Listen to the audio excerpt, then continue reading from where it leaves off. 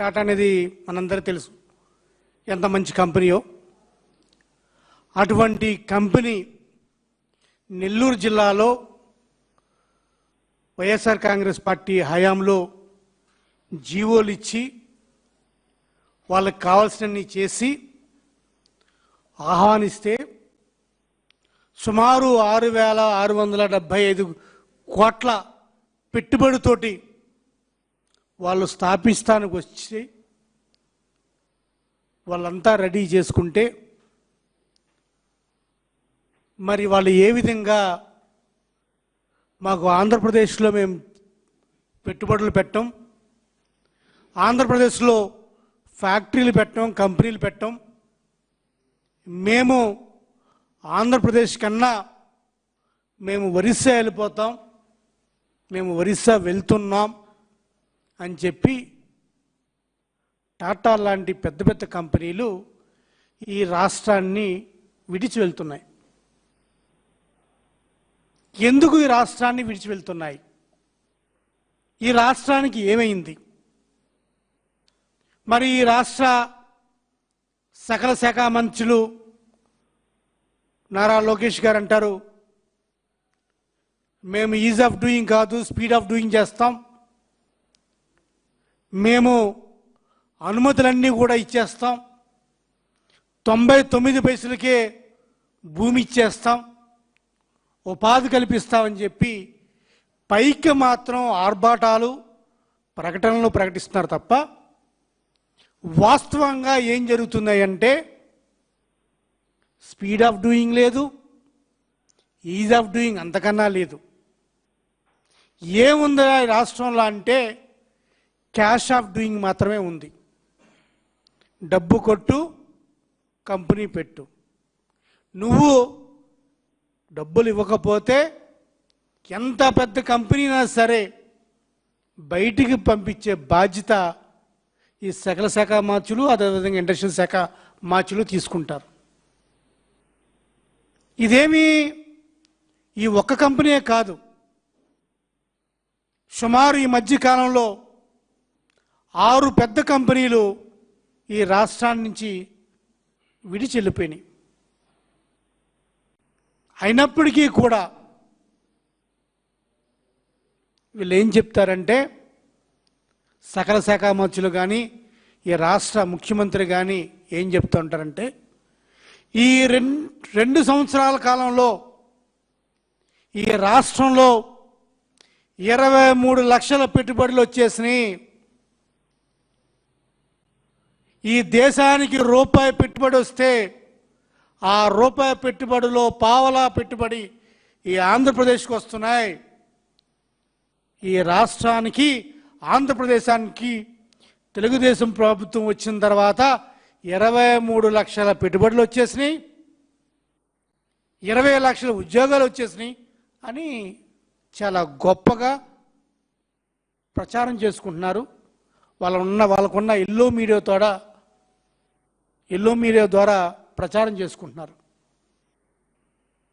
అసలు ఈ రాష్ట్రానికి ఎన్ని పెట్టుబడులు వచ్చినాయి, ఎన్ని కంపెనీలు వచ్చినాయి, ఎంత పెట్టుబడి వచ్చింది అనేది మా వైఎస్ఆర్ కాంగ్రెస్ పార్టీ ఎంపీ గారు అయినటువంటి పెద్దలు మిథున్ రెడ్డి గారు ఈ మధ్య లోక్సభలో ఒక క్వశ్చన్ అడిగారు. బాబు, రాష్ట్రానికి ఎన్ని పెట్టుబడులు వచ్చినాయి, ఎన్ని పెట్టుబడుల్లో ఎన్ని కంపెనీలు వచ్చినాయి అని మాకు నివేదిక ఇవ్వండి. ఆ నివేదిక ప్రకారం మాకు కూడా కాస్త జ్ఞానోదయం అవుతుంది. ఎందుకంటే వీళ్ళేమో 23 లక్షల పెట్టుబడులు చెప్తున్నారు, 23 లక్షల కోట్ల రూపాయల పెట్టుబడులు చెప్తున్నారు, 20 లక్షల ఉద్యోగాలు వచ్చినాయని చెప్తున్నారు. ఏదైనా ఒక రిపోర్ట్ ఇవ్వండి. Department for promotion of industry and internal trade వారి ప్రకారం మన రాష్ట్రంలో గ్రౌండ్ అయిన పరిశ్రమలు ఎన్నయ్యా 2 సంవత్సరాలు అంటే ప్రతిపాదనలు వచ్చినాయి 10, పూర్తయినవి 2. 10 ప్రాజెక్టులు గ్రౌండ్ అయితే 2 ప్రాజెక్టులు పూర్తయినాయి ఈ రాష్ట్రంలో ఈ 2 సంవత్సరాల్లో. మరి వీళ్ళు చెప్పే లెక్కలు ఎక్కడ ఉన్నాయి?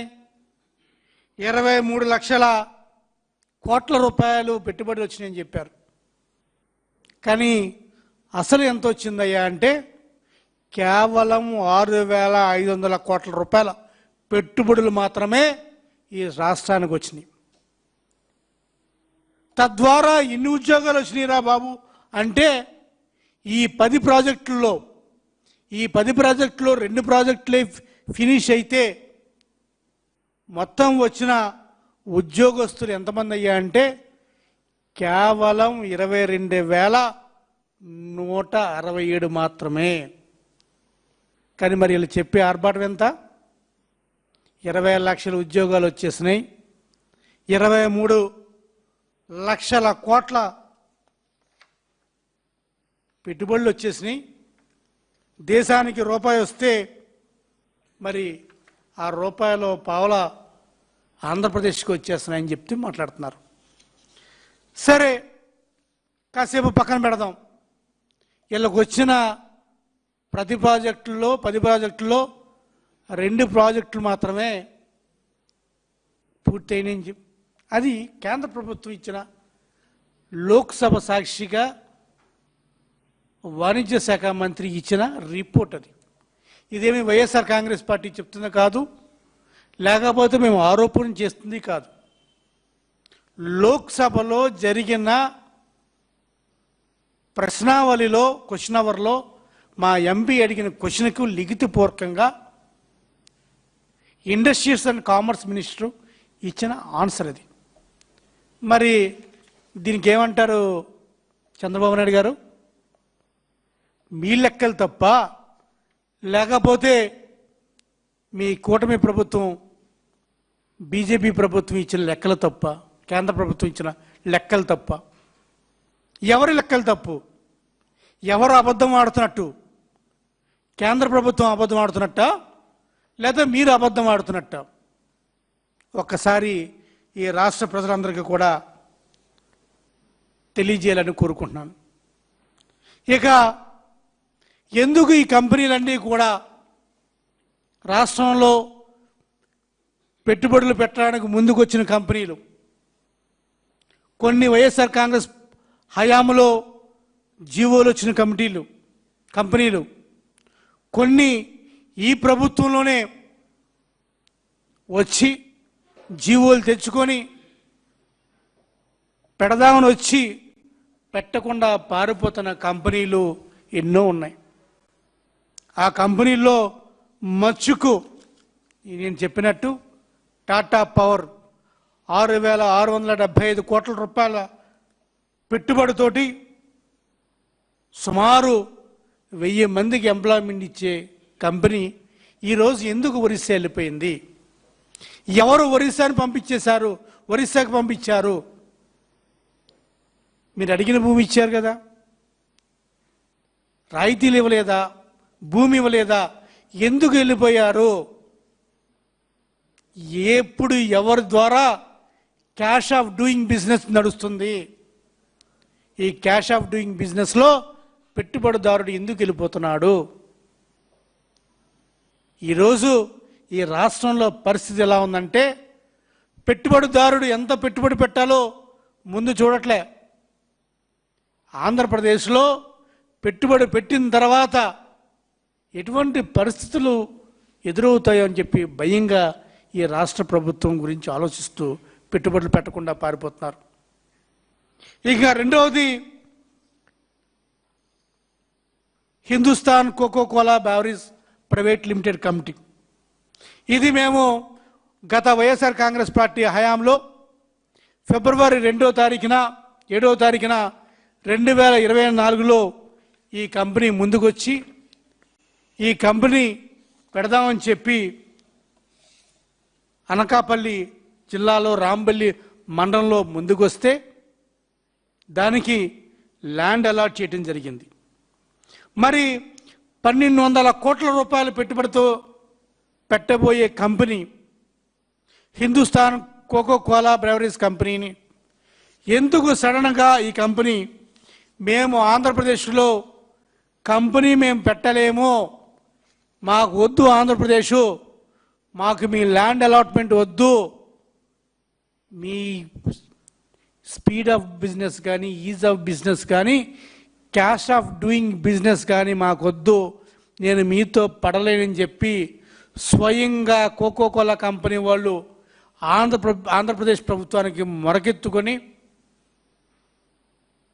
మేము వెళ్ళిపోతున్నాం మహాప్రభువు అని చెప్తే, మరి సకల శాఖ మార్చుల నారా లోకేష్ గారు కనీసం వాళ్ళని పిలిచి ఎందుకు వెళ్తున్నావు బాబు, ఎవరు ఎక్కువ అడుగుతున్నారు డబ్బులు, ఎంతో కొంత డబ్బులు ఇచ్చి ఉన్నరా బాబు అనేది పోయి నాయన అడిగిందే ఇస్తేనే ఈ రాష్ట్రంలో బిజినెస్ పెట్టు తప్ప, ఈ రాష్ట్రంలో కంపెనీ పెట్టు తప్ప, లేకపోతే లేదన్నట్ట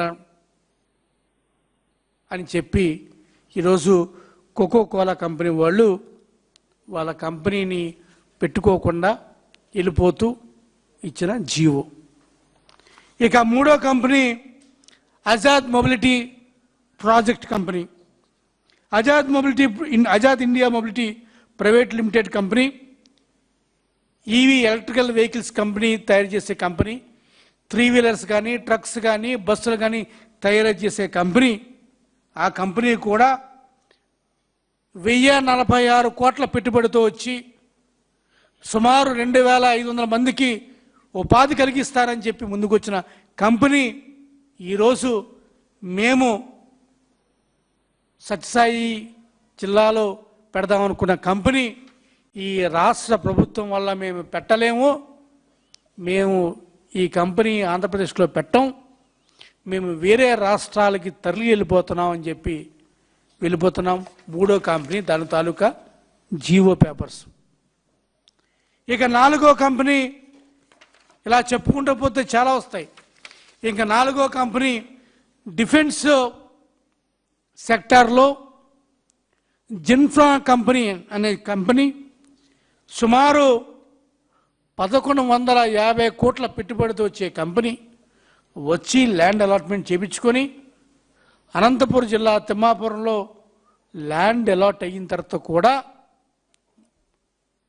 ల్యాండ్ కోసం వాళ్ళు ఒక 2.5 crores ఈడిఎం తీసి కూడా ప్రభుత్వానికి సమర్పించి మేము కంపెనీ పెట్టుకుంటామని చెప్పి ముందుకు వచ్చిన తర్వాత మళ్ళీ ఏమైందో ఏంటో ఇదే కంపెనీ మళ్ళీ ప్రభుత్వానికి రాసుకొని నేను ఈ రాష్ట్రంలో కంపెనీ పెట్టను, నేను పక్క రాష్ట్రాన తమిళనాడుకి వెళ్ళిపోతాను, అక్కడ కంపెనీ పెట్టుకుంటాను తప్ప ఆంధ్రప్రదేశ్లో పెట్టుకోనని చెప్పిన జీవో కాపీలు. ఇక ఐదో company Jupiter renewable private limited company. ఇది కూడా సుమారు 2700 కోట్ల రూపాయల పెట్టుబడితో వచ్చి 3000 మందికి ఉపాధి కల్పిస్తా అని చెప్పిన కంపెనీ. అనకాపల్లిలో రాంబెల్లి మండలంలో పెట్టవలసిన కంపెనీ. ల్యాండ్ అలాట్మెంటు అన్నీ అయిన తర్వాత అసలు స్వరూపం, నాయకుల స్వరూపం, ఈ రాష్ట్ర ప్రభుత్వ స్వరూపం తెలుసుకున్న తర్వాత నేను ఈ రాష్ట్రంలో నేను కంపెనీ పెట్టనని చెప్పి జీవో నెంబరు 38 ద్వారా వినిపించుకొని ఒక జీవోని ఇష్యూ చేయించుకొని మేము అసలు ఈ రాష్ట్రంలో ఉండడం పారిపోతున్నాం అని చెప్పి వెళ్ళిపోతున్నాం అని చెప్పి చెప్తున్న కంపెనీ.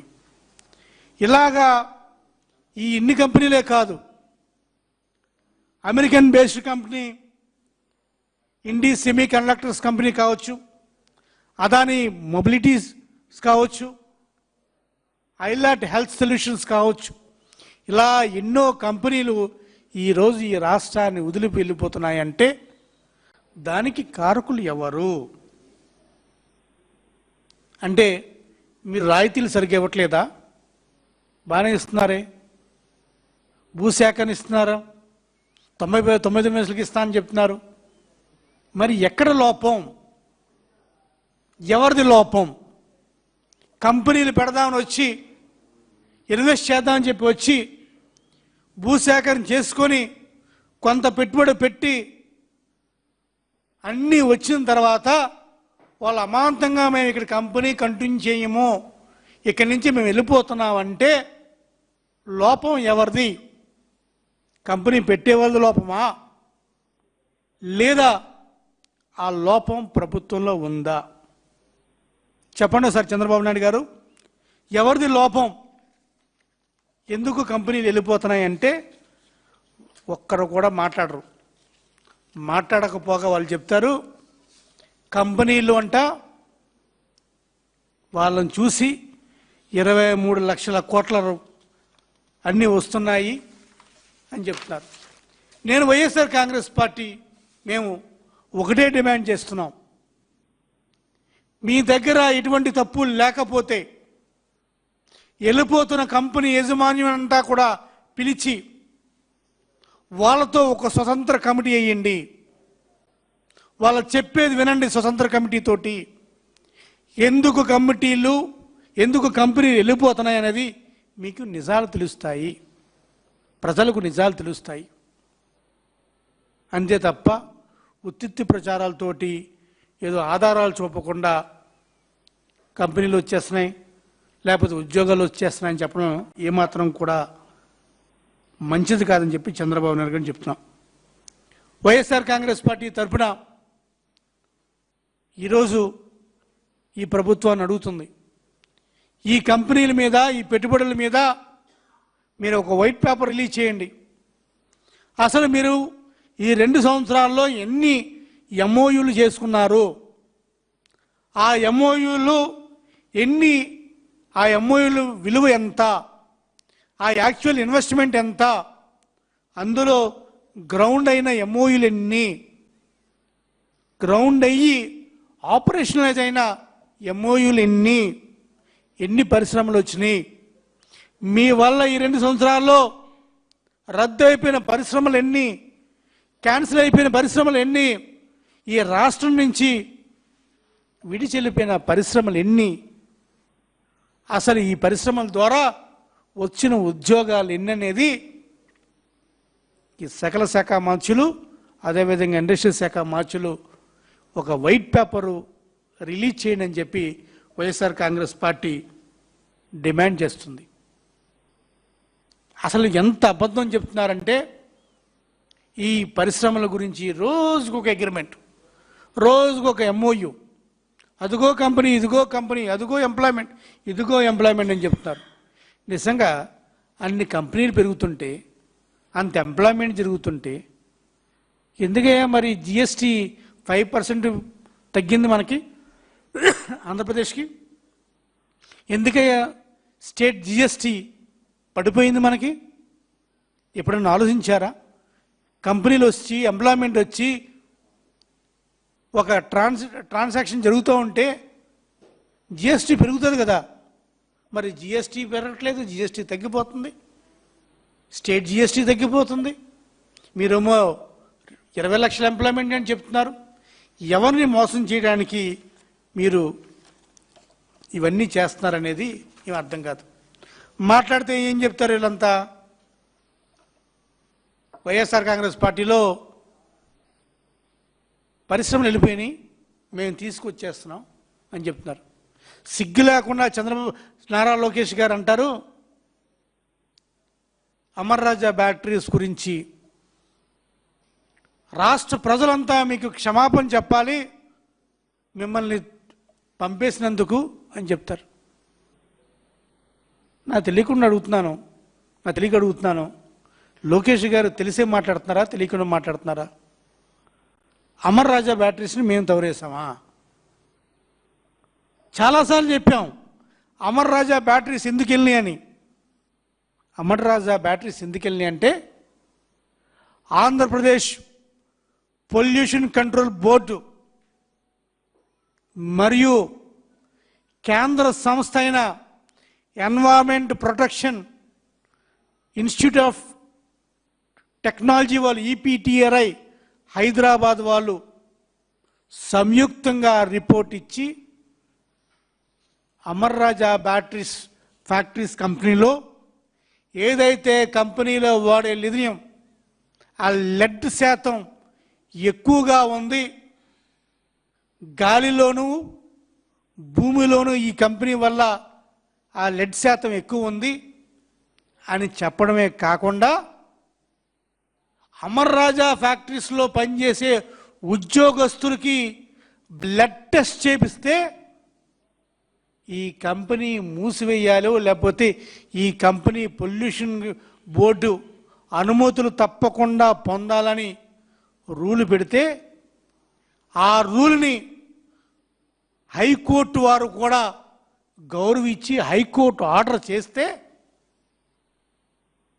అటువంటి పరిస్థితుల్లో అమర్ రాజా బ్యాటరీస్ తెలంగాణకి తమిళనాడుకి వెళ్ళింది. ఈ రహస్యం తెలుసా మీకు లోకేష్ గారు? అది తెలియకుండా ఎలాగా అమర్ రాజా బ్యాటరీస్ కంపెనీ చిత్తూరులో ఏపీ పొల్యూషన్ బోర్డు వాళ్ళు ఈపీటీఆర్ఐ వాళ్ళు లెడ్ ఎంత ఉందో పర్సంటేజ్ ఆఫ్ లెడ్ ఎంత ఉందో శాతం ఎక్కువ ఉందని చెప్పి బ్లడ్ శాంపుల్స్తో సహా తీశారు. అటువంటి కంపెనీ అలా వద్దు వాడొద్దని చెప్పి కోర్టు ముట్టిగేలు పొడిస్తే కోర్టును లెక్క చేయకుండా వాళ్ళు వేరే స్టేట్కి వెళ్ళి వ్యాపారం పెట్టుకున్నారు. దానికి మళ్ళీ లోకేష్ గారు అంటారు ఆంధ్రప్రదేశ్లో అంతా కూడా క్షమాపణ చెప్పాలి అంటారు. మరి ఈరోజు అడుగుతున్నా నేను, ఇన్ని కంపెనీలు మరి రాష్ట్రం నుంచి వెళ్ళిపోతున్నాయే, మరి ఎవరు అడుగుతారు క్షమాపణ? మీరు అడుగుతారా? సుమారు 12,890 కోట్ల పెట్టుబడులు ఈ రాష్ట్రం నుంచి వెళ్ళిపోయినాయి కదా. మీరు అడగండి ఇప్పుడు క్షమాపణలు టాటా నుంచి, టాటా వాళ్ళకి, అదేవిధంగా ఈ 6 కంపెనీలకి రాష్ట్ర ప్రజల నుంచి మీరు క్షమాపణ కోరండి వాళ్ళని. అయ్యా మా దగ్గర వెచ్చలవిడి అవినీతి ఉంది, వెచ్చలవిడిగా డబ్బు పోగు చేసుకుంటున్నాం, మా వల్ల మీరు వెళ్ళిపోయారు, మమ్మల్ని క్షమించండి అని చెప్పి నారా లోకేష్ గారు క్షమాపణ అడగాలి.